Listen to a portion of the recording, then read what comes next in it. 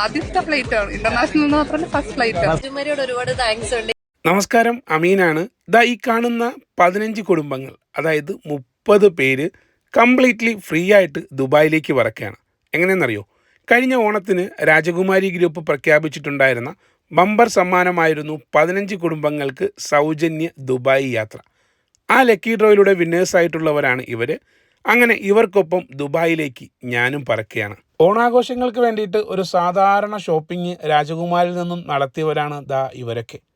പക്ഷേ പിന്നീടാണ് ആ ഭാഗ്യം അവരെ തേടിയെത്തുന്നത്. ദുബായിലേക്ക് പറക്കാൻ വേണ്ടിയിട്ടൊരു സുവർണാവസരം.